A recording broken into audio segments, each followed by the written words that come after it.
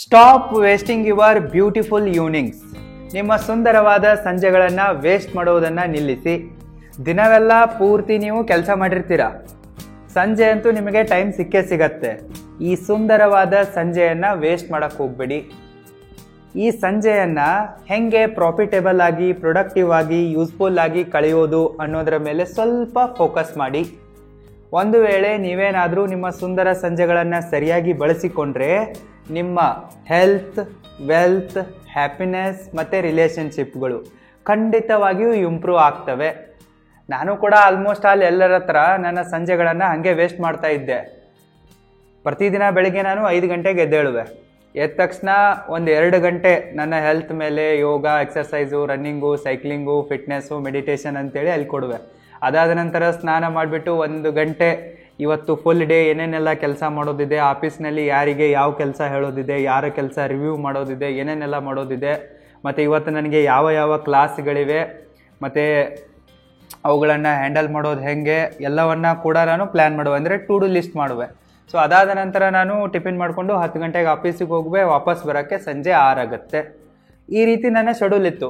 6 ಗಂಟೆಗೆ ಮನೆಗೆ ಬಂದ ತಕ್ಷಣ ನಾನು ಸುಮ್ಮನೆ ಅದನ್ನು ವೇಸ್ಟ್ ಮಾಡಿಬಿಡ್ತಾ ಇದ್ದೆ. ಅಂದರೆ ಸಂಜೆ 6ರಿಂದ ರಾತ್ರಿ 10 ತನಕ ಸುಮ್ಮನೆ ಫಾಲ್ತುವಾಗಿ ಕಳೀತಾ ಇದ್ದೆ. ಬಟ್ ನಾನು ಒಂದು ಸ್ವಲ್ಪ ಬದಲಾವಣೆಗಳನ್ನು ಮಾಡ್ಕೊಂಡ್ಬಿಟ್ಟು ಅದನ್ನು ಸರಿಯಾಗಿ ಬಳಸಿಕೊಳ್ಳೋಕ್ಕೆ ಸ್ಟಾರ್ಟ್ ಮಾಡಿದಾಗಿನಿಂದ ನನ್ನ ಲೈಫಲ್ಲಿ ಪಾಸಿಟಿವ್ ಬದಲಾವಣೆಗಳಾಗಿವೆ. ನೀವೇನಾದರೂ ನಿಮ್ಮ ಸಂಜೆಯನ್ನು ಸರಿಯಾಗಿ ಬಳಸಿಕೊಳ್ಳುವ ಆಸೆಯನ್ನು ಹೊಂದಿದ್ರೆ ಈ 7 ಟ್ರಿಕ್ಸ್ಗಳನ್ನು ಫಾಲೋ ಮಾಡ್ಬೋದು. Number 1, educate myself. ನಾನು ಸಂಜೆ ನನ್ನನ್ನು ನಾನು ಎಜುಕೇಟ್ ಮಾಡಿಕೊಳ್ಳೋಕ್ಕೆ ಸ್ವಲ್ಪ ಸಮಯವನ್ನು ಮೀಸಲಾಗಿಟ್ಟಿರುವೆ.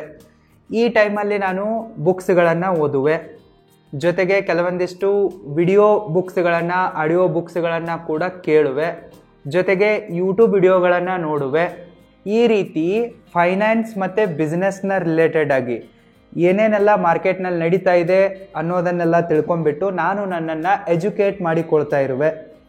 ನಾವು ಮಾರ್ಕೆಟ್ನಲ್ಲಿ ಅಪ್ಡೇಟೆಡ್ ಆಗಿರದೇ ಇದ್ದರೆ ನಾವು ಬೇಗನೆ ಅನ್ಇನ್ಸ್ಟಾಲ್ ಆಗಿ ಹೋಗಿಬಿಡ್ತೀವಿ. ಹೀಗಾಗಿ ನಾವು ಪ್ರತಿದಿನ ನಮ್ಮ ಎಜುಕೇಷನನ್ನು, ನಮ್ಮ ನಾಲೆಜನ್ನು ಜಾಸ್ತಿ ಮಾಡಿಕೊಳ್ತಾನೆ ಹೋಗಬೇಕು. ಹೀಗಾಗಿ ಸಂಜೆ ನಾನು ಒಂದು 45 ನಿಮಿಷ ಟೈಮನ್ನು ನನ್ನನ್ನು ನಾನು ಎಜುಕೇಟ್ ಮಾಡಿಕೊಳ್ಳೋಕೆ ಮೀಸಲಾಗಿಟ್ಟಿರುವೆ. Number 2, build side ಹಸಲ್.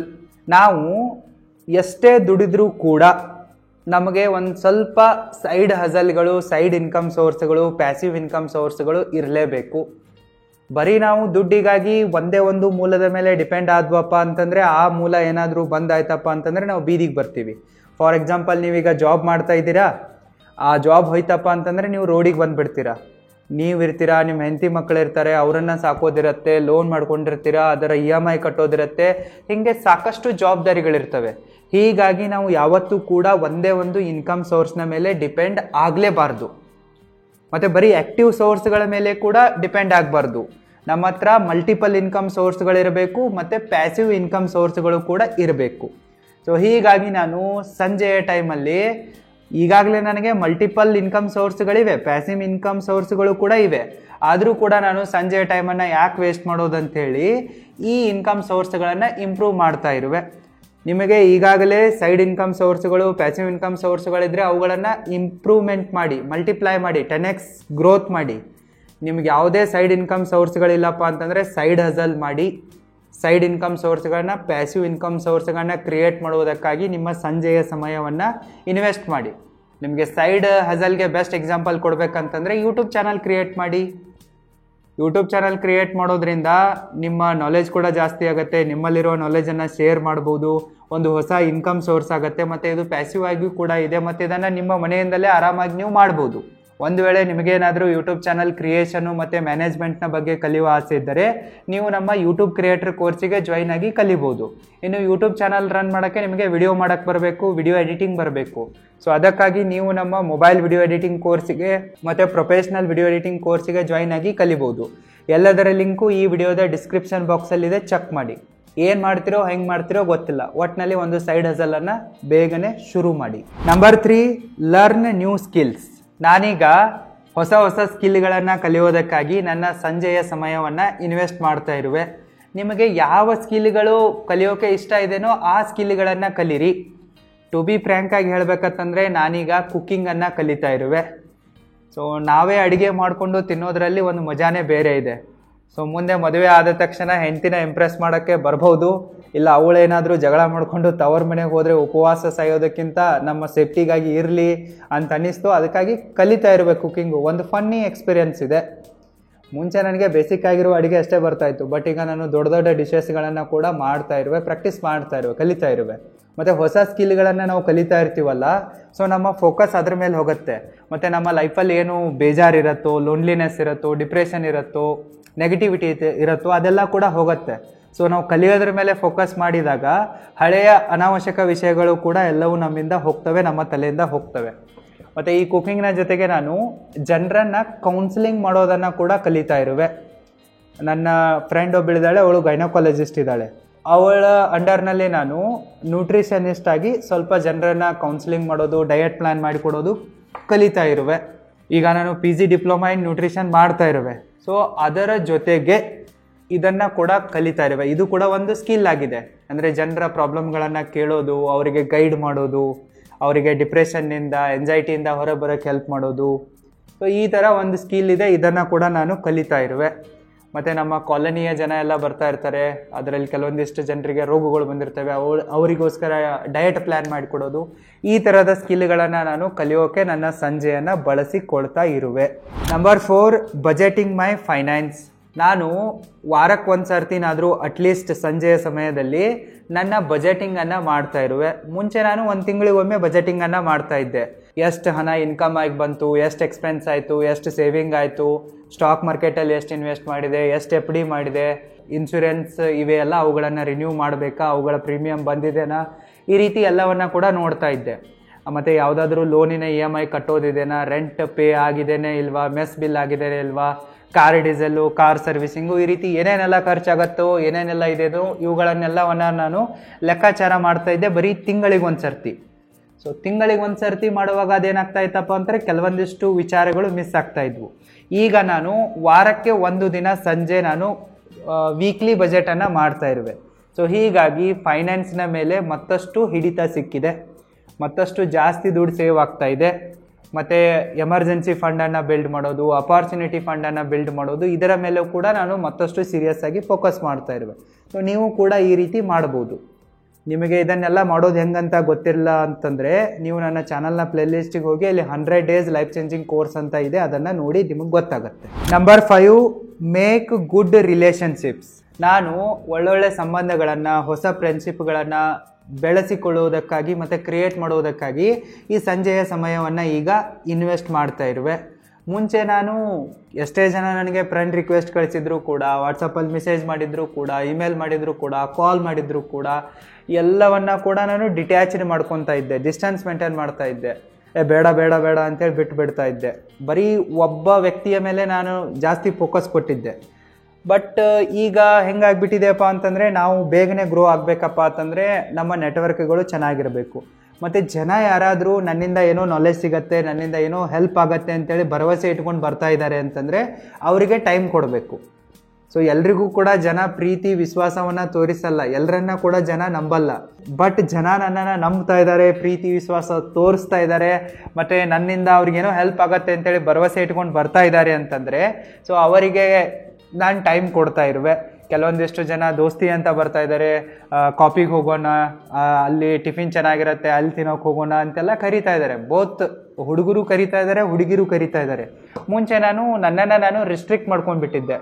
ಯಾಕೆ, ಒಂದು 4 ಜನ ಒಳ್ಳೆ ಫ್ರೆಂಡ್ಸ್ಗಳಿದ್ದಾರೆ ಸಾಕು ಅಂತೇಳಿ ಅವ್ರ ಜೊತೆ ಸುತ್ತೋದು ಮಾಡೋದು ಮಾಡ್ತಾ ಇದ್ದೆ. ಬಟ್ ಈಗ ಅನ್ನಿಸ್ತಾ ಇದೆ ಎಲ್ರಿಗೂ ಟೈಮ್ ಕೊಡೋಣ ಅಂಥೇಳಿ. ಸೊ ಹೀಗಾಗಿ ಹೊಸ ಹೊಸ ಫ್ರೆಂಡ್ಸ್ಗಳಾಗ್ತಾ ಇದ್ದಾರೆ, ಹೊಸ ಹೊಸ ವೆಲ್ ವಿಷರ್ಗಳು ಬರ್ತಾ ಇದ್ದಾರೆ. ಮತ್ತು ನಾನು ನಮ್ಮ ಕಾಲೋನಿಯ ಜನರ ಜೊತೆಗೇ ಬೆರೀತಾ ಇರಲಿಲ್ಲ. ಸೊ ಈಗ ಅವ್ರ ಜೊತೆಗೂ ಕೂಡ ಬೆರೀತಾ ಇರುವೆ. ಸೊ ಈ ರೀತಿ ಲೈಫಲ್ಲಿ ಹೊಸ ಹೊಸ ರಿಲೇಷನ್ಶಿಪ್ಗಳನ್ನ ಬಿಲ್ಡ್ ಮಾಡೋಕ್ಕೆ ಈ ಸಂಜೆಯ ಸಮಯ ನನಗೆ ಹೆಲ್ಪ್ಫುಲ್ ಆಗ್ತಾ ಇದೆ. ನಂಬರ್ 6, ಹೆಲ್ಪ್ ನೀಡಿ ಪೀಪಲ್. ಕೆಲವೊಂದಿಷ್ಟು ಜನ ನನಗೆ, ಸರ್ ನನಗೆ ಇಲ್ಲಿ ಗೈಡ್ ಮಾಡಿ, ಇಲ್ಲಿ ನಾನು ಸ್ಟ್ರಕ್ ಆಗಿದ್ದೀನಿ ಅಂತೇಳಿ ಎಲ್ಲ ಇಮೇಲ್ ಮಾಡ್ತಾಯಿದ್ರು. ನಾನು ನಿಮ್ಮನ್ನು ಮೀಟ್ ಆಗಬೇಕು ಅಂತಲೂ ಎಲ್ಲ ರಿಕ್ವೆಸ್ಟ್ ಲೆಟರ್ ಬರೆಯೋದು, ಇಮೇಲ್ ಹಾಕೋದು ಎಲ್ಲ ಮಾಡ್ತಾಯಿದ್ರು. ಬಟ್ ನಾನು ನನ್ನ ಪೇಯ್ಡ್ ಸ್ಟೂಡೆಂಟ್ಸ್ಗಳಿಗೆ ಅಷ್ಟೇ ಇಂಪಾರ್ಟೆನ್ಸ್ ಕೊಡ್ತಾ ಇದ್ದೆ. ಯಾರು ನನ್ನ ಆಫ್ಲೈನ್ ಕ್ಲಾಸಸ್ಗಳಲ್ಲಿದ್ದಾರಲ್ಲ, ಹುಡುಗರು ಹುಡುಗಿಯರು ಸ್ಟೂಡೆಂಟ್ಸ್ಗಳು, ಅವರಿಗಷ್ಟೇ ಇಂಪಾರ್ಟೆನ್ಸ್ ಕೊಡ್ತಾ ಇದ್ದೆ. ಬಟ್ ಎಲ್ರಿಗೂ ಕೂಡ ಬರೋಕ್ಕಾಗಲ್ಲ, ಎಲ್ರಿಗೂ ಕೂಡ ಅಫೋರ್ಡೆಬಿಲಿಟಿ ಆಗಿರಲ್ಲ, ಇಲ್ಲ ಅವ್ರು ಬೇರೆ ಸಿಟಿಗಳಲ್ಲಿ ಇರ್ತಾರೆ, ಅವ್ರಿಗೆಲ್ರಿಗೂ ಕೂಡ ಪುಣೆಗೆ ಬರೋಕ್ಕಾಗಲ್ಲ. ಸೊ ಅವರು ಬಂದಾಗ ಮೀಟ್ ಆಗ್ತೀನಿ ಅದು ಇದು ಎಲ್ಲ ಹಿಂಗೆ ಕಳಿಸ್ತಾ ಇದ್ರು. ಬಟ್ ನಾನು ಅವ್ರಿಗೆ ಟೈಮ್ ಕೊಡ್ತಾ ಇರಲಿಲ್ಲ, ಇಂಪಾರ್ಟೆನ್ಸ್ ಕೊಡ್ತಾ ಇರಲಿಲ್ಲ. ಬಟ್ ಈಗ ನಾನು ನನ್ನ ಕೈಯಿಂದ ಎಷ್ಟಾಗುತ್ತೋ ಅಷ್ಟು ಹೆಲ್ಪ್ ಮಾಡ್ತಾ ಇರುವೆ. ಅವರು ಲೈಫಲ್ಲಿ ಗ್ರೋ ಆಗೋದಕ್ಕಾಗಿ, ಡಿಪ್ರೆಷನ್ನಿಂದ ಹೊರಗೆ ಬರೋದಕ್ಕಾಗಿ, ಲೈಫಲ್ಲಿ ಗೋಲ್ಗಳನ್ನು ಸೆಟ್ ಮಾಡೋದಕ್ಕಾಗಿ ನಾನು ಅವರಿಗೆ ಗೈಡೆನ್ಸನ್ನು ಮಾಡ್ತಾ ಇರುವೆ. ದೇವರು ನನಗೆ ಸಿಕ್ಕಾಪಟ್ಟೆ ನಾಲೆಜನ್ನು ಕೊಟ್ಟಿದ್ದಾನೆ. ಸತ್ ಮೇಲೇನೋ ನಾನೇನು ನಾಲೆಜನ್ನು ತೆಗೆದುಕೊಂಡು ಹೋಗಲ್ಲ. ಸೊ ಹೀಗಾಗಿ ನಾನು ನನ್ನ ನಾಲೆಜನ್ನು ಹಾನೆಸ್ಟಾಗಿ ಯಾರಿಗೆ ಅವಶ್ಯಕತೆ ಇದೆಯೋ ಅವರ ಜೊತೆಗೆ ಶೇರ್ ಮಾಡ್ತಾ ಇರುವೆ. ಸೊ ಇದರಿಂದ ನನಗೆ ಮತ್ತಷ್ಟು ಜನರ ಪ್ರೀತಿ ಸಿಗ್ತಾ ಇದೆ, ಜನರ ಆಶೀರ್ವಾದ ಕೂಡ ಸಿಗ್ತಾ ಇದೆ. ಸೊ ನೀವು ಕೂಡ ನಿಮ್ಮ ಸುಂದರ ಸಂಜೆಯನ್ನು ಈ ರೀತಿ ಬಳಸಿಕೊಳ್ಬೋದು, ಇದರಲ್ಲಿ ತಪ್ಪೇನಿಲ್ಲ. ಕನ್ಸರ್ವೇಟಿವ್ ಆಗೋಕ್ಕೆ ಹೋಗ್ಬೇಡಿ, ಒಂದು ಸ್ವಲ್ಪ ಓಪನ್ ಮೈಂಡೆಡ್ ಆಗಿ ವಿಶಾಲ ಹೃದಯದವರಾಗಿ. ಸೊ ಈಗ ನನಗನ್ನಿಸ್ತಾ ಇದ್ದೆ ನಾನು ಎಷ್ಟೊಂದು ಕನ್ಸರ್ವೇಟಿವ್ ಆಗಿದ್ದೆ, ಎಷ್ಟೊಂದು ಸಂಕುಚಿತ ಮನೋಭಾವದಿಂದ ಇದ್ದೆ, ಎಲ್ಲವನ್ನ ಬರೀ ಸ್ವಾರ್ಥನೇ ನೋಡ್ತಾ ಇದ್ದೆ. ಬಟ್ ಈಗ ಎಲ್ಲವೂ ಓಪನ್ ಮೈಂಡೆಡ್ ಆಗಿಬಿಟ್ಟಿರುವೆ. ಸೊ ಈಗ ಜನ ನನಗೆ ಮತ್ತಷ್ಟು ಪ್ರೀತಿ ಕೊಡ್ತಾ ಇದ್ದಾರೆ, ಮತ್ತಷ್ಟು ಸಪೋರ್ಟ್ ಮಾಡ್ತಾ ಇದ್ದಾರೆ, ಆಶೀರ್ವಾದ ಮಾಡ್ತಾ ಇದ್ದಾರೆ. ಇನ್ನೇನು ಬೇಕು? Number 7 and last, spend time with beloved ones. ಮುಂಚೆ ನಾನು ಅಂದರೆ ಒಂದು 4-5 ವರ್ಷದಿಂದ ನನ್ನ ಸ್ಟಾರ್ಟಪ್ ಆಯಿತು, ಬಿಸ್ನೆಸ್ ಆಯಿತು, ಕನ್ಸಲ್ಟೆನ್ಸಿ ಆಯಿತು, ಕೋಚಿಂಗ್ ಆಯಿತು, ಟೀಚಿಂಗ್ ಆಯಿತು, ಟ್ರಾವೆಲಿಂಗು, ಅದು ಇದು ಅಂಥೇಳಿ ಸಿಕ್ಕಾಪಟ್ಟೆ ಸುತ್ತಾ ಇದ್ದೆ. ಮನೆಗೂ ಕೂಡ ಸಂಜೆ 6 ಗಂಟೆ ಒಳಗೇ ಆಫೀಸ್ ಕ್ಲೋಸ್ ಆಗಿರುತ್ತೆ ಅಂತಂದರೆ 6 ಗಂಟೆಗೆ ಮನೆಗೆ ಬರ್ಬೋದಿತ್ತು ನಾನು. ಆದರೂ ಕೂಡ ಸುಮ್ಮನೆ ಸರ್ಕಲಲ್ಲಿ ನಿಂತೆ, ಅಲ್ಲಿ ಇಲ್ಲಿ ಫ್ರೆಂಡ್ಸ್ಗಳ ಜೊತೆ ಸುಮ್ಮನೆ ಹರಟೆ ಹೊಡೆಯೋಂಥ ಕುಂತೆ, ಇಲ್ಲ ನಾನು ಎಲ್ಲಿ ಶಾಪಿಂಗ್ ಮಾಡ್ತೀನಿ ಆ ಅಂಗಡಿಯವನ ಜೊತೆ ಮಾತಾಡ್ಕೊತ ಕುಂತೆ, ಯಾವುದಾದ್ರೂ ಮೆಡಿಕಲ್ ಸ್ಟೋರು ಅಲ್ಲಿ ಇಲ್ಲಿ ಕುಂತೆ, ಹಿಂಗೇನೆ ಮಾಡ್ತಾಯಿದ್ದೆ.